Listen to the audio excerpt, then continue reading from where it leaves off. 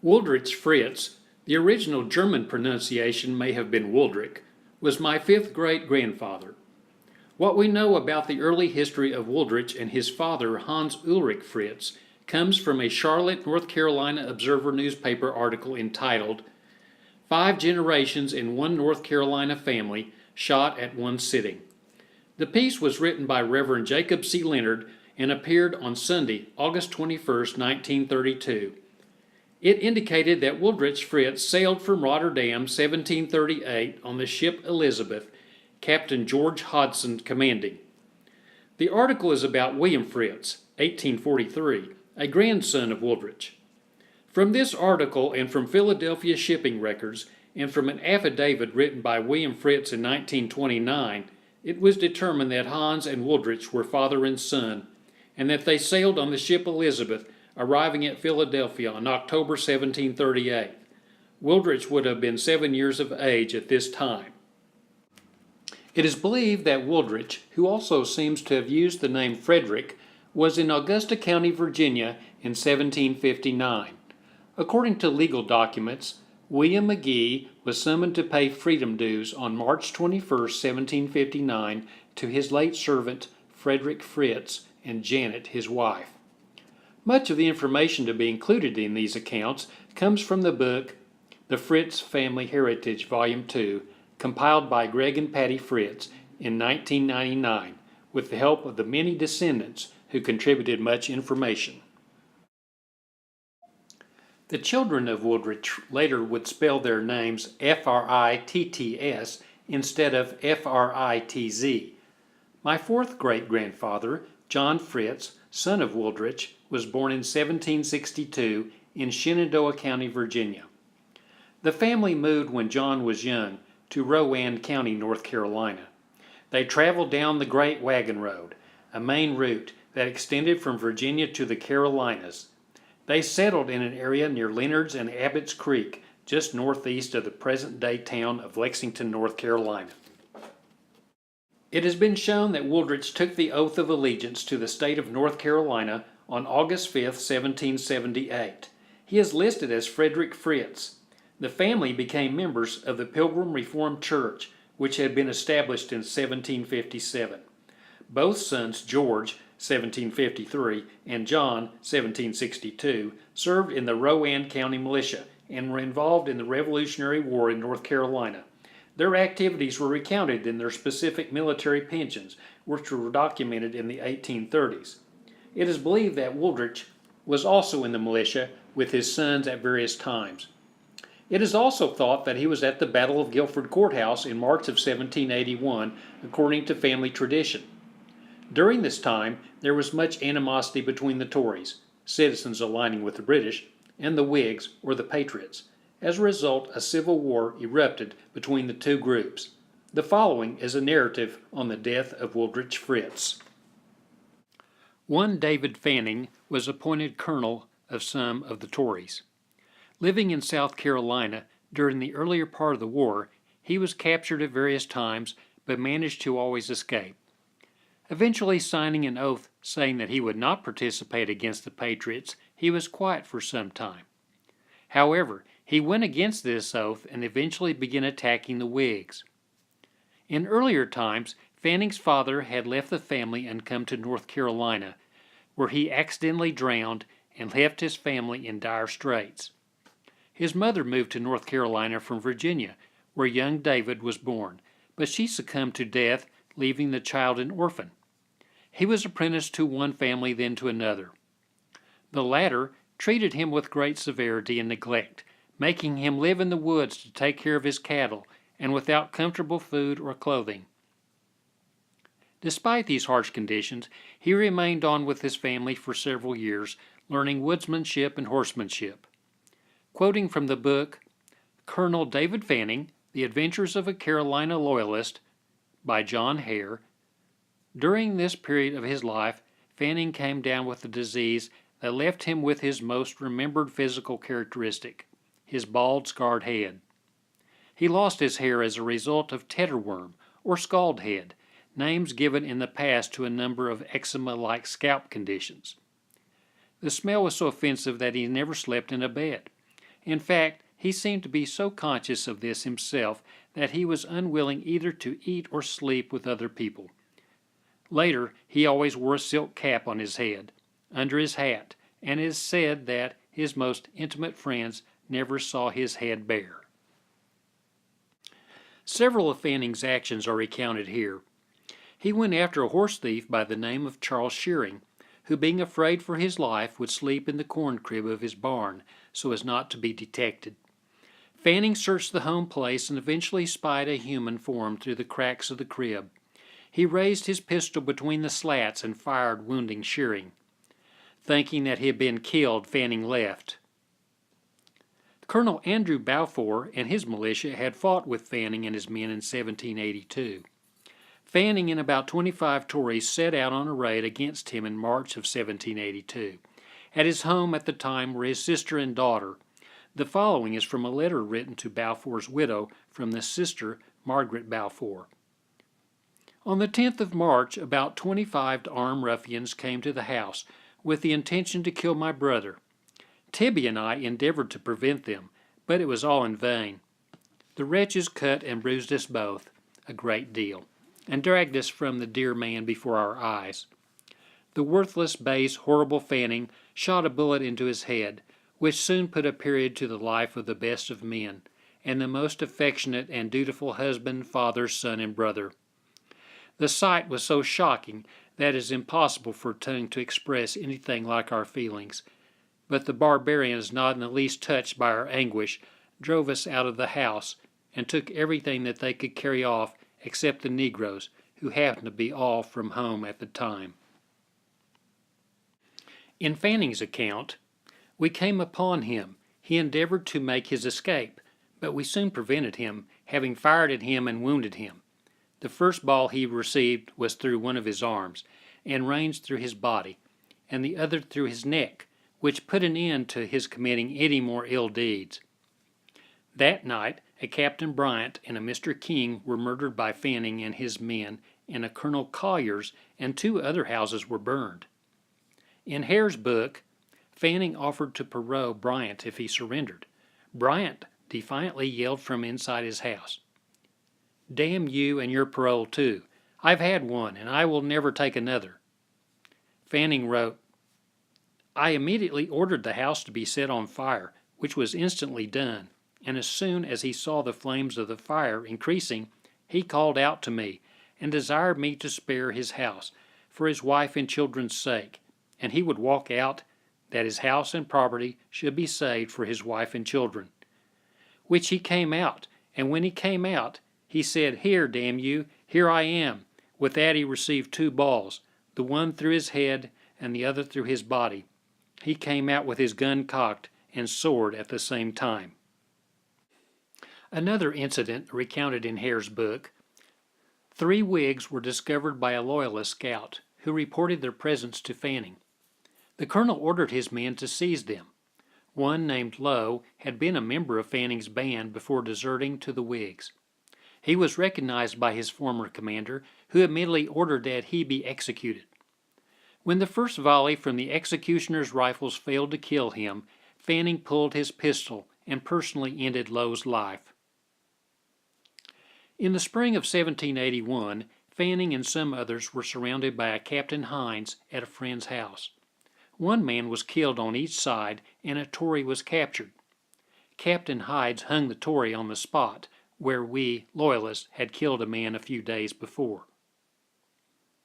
General Greene of Washington's army noted, "Nothing but blood and slaughter has prevailed among the Whigs and Tories, and their inveteracy against each other must, if it continues, depopulate this part of the country."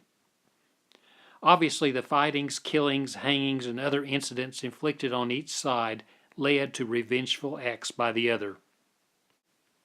Not much is known about Wooldrich's service during the war. The Reverend Samuel Souther began to preach to the Dutch congregation on Abbott's Creek in 1768. From the History of Rowan County, North Carolina, by Reverend Jethro Rumpel. Mr. Souther was a man of learning and an uncompromising patriot during the struggle for American freedom. During the Revolution, he was an outspoken patriot, and so obnoxious to the Tories that he was often compelled to hide himself from their vengeance. Wooldrich and neighbor Valentine Leonard attended these church meetings. John Fritts, son of Wooldrich, stated in his pension application from 1834 that he entered the service of the United States as a volunteer in a company of Rangers under Captain John Lopp about the 1st of February in the year 1781. It was stated that the company made a rendezvous at the county town, and from there ranged through Rowan County in quest of Tories, and spying after the movements of the British, who were at that time crossing through Rowan County. They crossed through Salisbury and crossed at the shallow ford of the Yadkin, and there on to Guilford Courthouse where a battle was fought.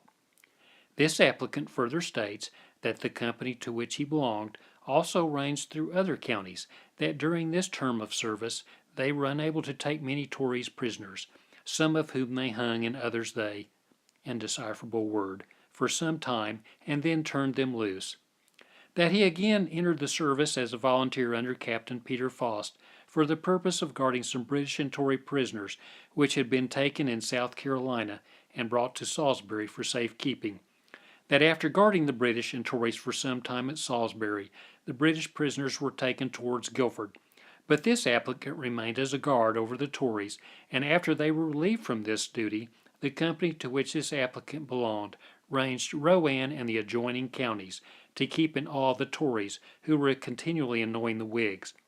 That this term of service was in the summer of 1782, as well as he now remembers, and lasted to the best of his recollection at least 3 months. That is, he was 6 weeks or 2 months guarding the prisoners, and the remainder of the 3 months ranging the adjoining counties. George, older brother of John, also served. That he entered the service a drafted militiaman in the county of Rowan, now Davidson, state of North Carolina, where he at that time resided, the day and year not now remembered. The company to which he was attached was commanded by Captain Robert Moore, James Smith, Major, under General Rutherford. Served 5 months against the Cherokee Indians when he was discharged. Entered the service again as a volunteer under Captain Lopp, Colonel Light, and General Rutherford. Marched with the militia into South Carolina and Georgia. Served 5 months and was again discharged. Was drafted and served 3 months under Captain Lopp. Was again drafted and served 3 months under Captain Lopp against the Tories. Was in the battle fought at Briar Creek, state of Georgia, against the British when General Ashe was defeated. That his first service in the militia of North Carolina in the company of Captain Moore was for 5 months in the summer of the year 1776. That his second term of militia service as a private soldier for 5 months in the company of Captain Lopp, as he believes, was in the summer of the year 1779, during which time he was at the Battle of Briar Creek in the state of Georgia. That his third term of service was for 3 months in the light horse or mounted militia under Captain Lopp, was in 1780. That he served for 3 months as a drafted soldier in Captain Lopp, early in the spring of 1781. On September 13, 1781, Colonel Fanning was wounded at Lindley's Mill on Cane Creek, near the Alamance-Chatham line in North Carolina. A bullet struck him in the left arm, breaking the bone in several places and severing an artery. In the meantime, General Rutherford was ordered to gather patriots from the western part of North Carolina to lead an expedition against the British at the North Carolina port of Wilmington. In the first week of October 1781, Fanning was able to recover enough from his wounds that he was able to get up and about. The British General Craig sent a message to Fanning from Wilmington to lay waste the counties from whence his men come. Thus Fanning remained active in central North Carolina, hoping to draw off Rutherford from Wilmington. Fanning mainly disrupted the Whigs' lines of communications, raided their supplies, and picked off random patrols. At Wilmington, news arrived on November 17, 1781, that the British General Cornwallis had given up at Yorktown, Virginia. That very day, Major Craig and the British garrison were evacuating Wilmington. After this, Rutherford's militia started returning to their homes in central North Carolina. During the time that Fanning was instructed to lay waste the Patriots' counties, Wooldrich Fritz was possibly murdered by Fanning and his men. According to the book, the Fritts Family Heritage, Volume 2, on November 2, 1781, Valentine Leonard was resting after supper in the doorway of his home near the fireplace and was shot by a band of Tories, possibly headed by Colonel Fannin. Valentine did not die from his wounds until November 13, 1781. On that same night, another band of Tories also went to the neighboring farm of Wooldrich Fritz and shot him dead. The following was taken from the Centennial History of Davidson County, North Carolina, by Reverend Jacob C. Leonard in 1927. The bodies of these two soldiers lie side by side in the old Leonard's Church graveyard. Fritz, who was killed on the 2nd day of November, was buried first. When Leonard died of his wounds on the 13th, his body was buried by the side of his comrade. Soapstone slabs mark the graves of these two patriots. On the stone at the head of Fritz's grave is the inscription, Wooldrich Fritz, deceased, November the 2nd, 1781, aged 50 years. Remember me as you pass by, as you are now, so once was I. As I am now, so must you be. Prepare therefore to follow me. The stone at the foot of the grave of Fritz has these words on it, Lo, here doth lifeless Wooldrich lie, cut off by murder's cruelty. Where does this information about the murder of Wooldrich come from? Jacob Leonard, the son of Valentine Leonard, stated in his pension application. He, the said Jacob Leonard, further states that he was drafted in the first of the fall of 1781, as he now recollects, and entered the service as a light horseman at the 1st of October 1781 under the command of Captain John Lopp, Lieutenant Joseph Cunningham, no other officers recollected at that time. They then marched for Wilmington, North Carolina, and before he reached Wilmington they, Colonel Butler and his men, and also General Rutherford and his regiment, and then arrived at or near Wilmington, or perhaps a little north of said town, where they remained some time under Major Smith and Major White of the Light Horse Troops. And from there he marched with said company to Fayetteville, after the British had vacated the port of Wilmington, on account of Lord Cornwallis having previously surrendered, and from Fayetteville he marched up through the state in order to attack Colonel Fannin, who was at the head of a band of Tories who murdered the said Jacob Leonard's father, and Frederick Fritz, at the time of the said Jacob Leonard's absence from home on the tour, and also rifled the houses. The said Jacob Leonard further states that he and his company of light horsemen met with said Fannin and men and had a small skirmish in which they put the Tories to flight, and further states that he and his company marched up towards home when he and the other soldiers were discharged by Captain John Lopp after the second tour of 3 months or more, making in the whole of his service 6 months or upwards. Fanning and his troops continued to plunder and kill in North Carolina until November 6, 1782, when Fanning and a new bride sailed from Charleston, South Carolina, for St. Augustine, Florida. Due to the success of the Patriots, the Fannings sailed for New Brunswick, Canada, in September of 1784.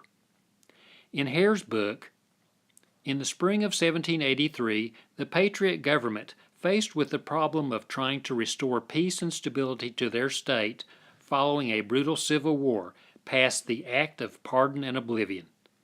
This measure, it was hoped, would restore order by forgiving many of their foes for their actions during the late war. There were 3 individuals named by the Patriots who were specifically exempt from receiving their mercy.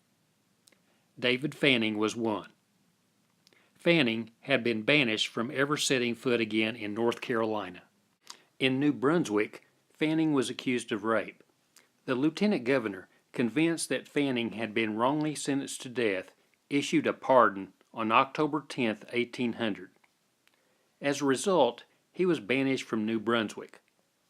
Fanning soon moved to nearby Nova Scotia, where he lived out the remainder of his life. He died March 14, 1825. In Leonard's book, these graves, Fritz and Leonard, had no other monument to mark the last resting place of their heroic death until the year 1896, when the citizens of the community, Lexington, decided to erect over them a handsomer and more pretentious stone. Popular subscriptions were taken to defray the expenses, and the people contributed liberally. A tall marble shaft was erected. On the north side of this stone is the name Linhart, with the dates of birth and death. On the south side is the same concerning Fritz. On the east face of the die are the words, "This monument was erected by citizens A.D. 1896 out of veneration for our brave dead. These men are of those who fought for and gained our liberty. Unveiled with appropriate ceremonies July 4th, 1896. On the west face are the words, "The heroes buried in this spot were cruelly assassinated in their own homes by Tories near the close of the Revolutionary War. They were patriots and bravely fought for American independence. On the 4th day of July, A.D. 1896, 115 years after the death of these patriots, who died as martyrs to American independence." So ended the short life of Wooldrich Fritz, American patriot.